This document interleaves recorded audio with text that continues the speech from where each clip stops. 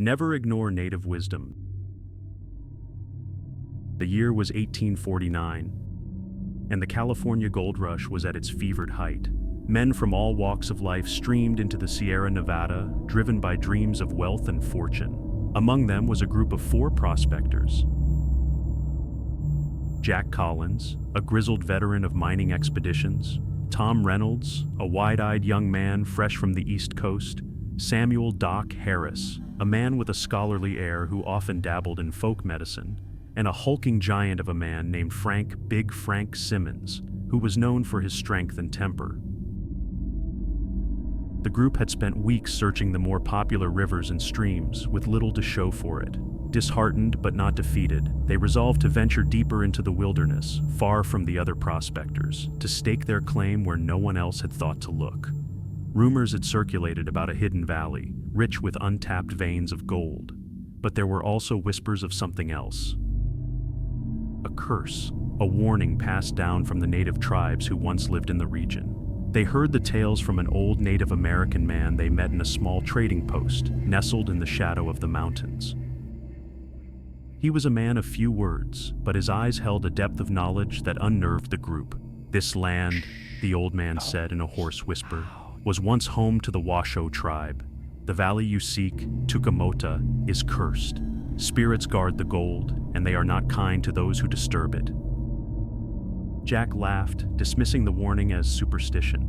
"We've heard all kinds of ghost stories in our time, old man, but gold is gold, and we're here to find it." The old man fixed Jack with a stare that made the hair on the back of his neck stand up. "Riches come at a price, white man. Tucumota is not a place for the living." But the prospectors, blinded by greed, ignored the warning. They followed the old man's vague directions and set off toward the hidden valley, leaving the trading post and the old man's ominous words far behind. The journey was arduous. They hacked their way through dense forests, climbed treacherous mountain paths, and forded icy rivers. The deeper they went, the more the wilderness seemed to close in around them. The sky was perpetually overcast, casting the world in a dim gray light. The air was thick with a suffocating silence, broken only by the occasional cry of an unseen animal. After several days of hard travel, they finally reached the valley. It was a strange, desolate place, ringed by jagged peaks that loomed like sentinels. The air was cold, and an unnatural stillness pervaded the valley, as if the very earth was holding its breath. Despite the eerie atmosphere, their spirits lifted when they found signs of gold in the riverbed. Excitement overtook them, and they set up camp near the river, eager to begin their work. Days passed, and their fortunes grew. They found gold, more than they had ever imagined. Nuggets the size of fists, veins of pure gold running through the rocks. But as their wealth increased, so did their unease.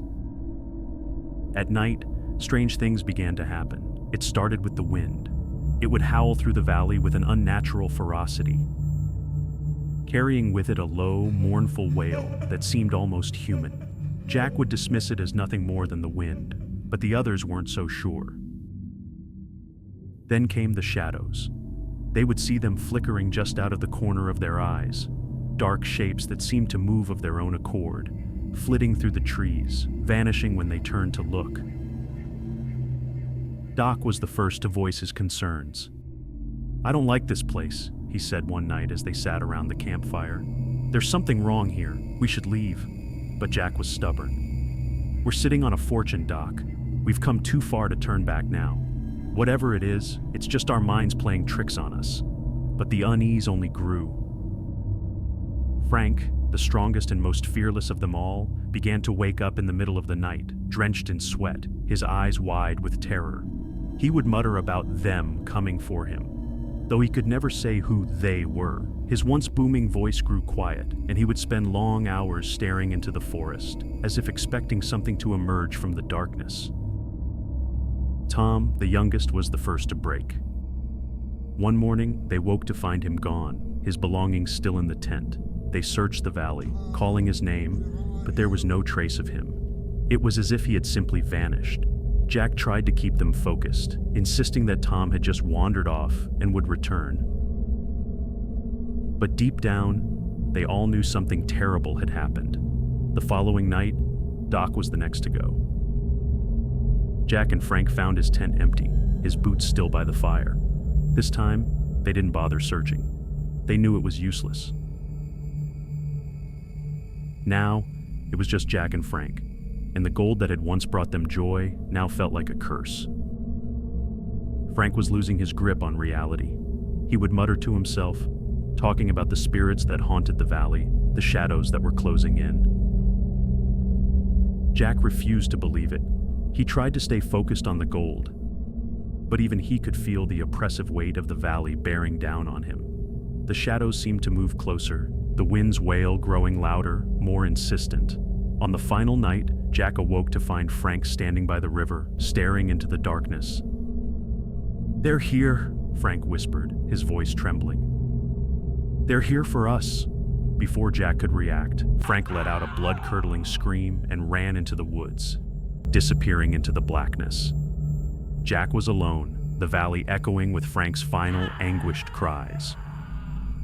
Terrified, Jack gathered what gold he could carry and fled, leaving the cursed valley behind. He stumbled through the wilderness, driven by fear, the old man's warning echoing in his mind. Days later, he emerged from the forest, half mad, his body battered and bruised. He was found by a group of passing traders who took him to the nearest settlement. Jack never spoke of what happened in Tucumota. He buried the gold and vowed never to touch it again, knowing that it was tainted by the spirits of the valley. The prospectors were never seen again. And the valley of Tucumota remains hidden, shrouded in mystery and fear. But one thing is certain, some riches come at too high a price, and the wisdom of the old man was not something to be ignored.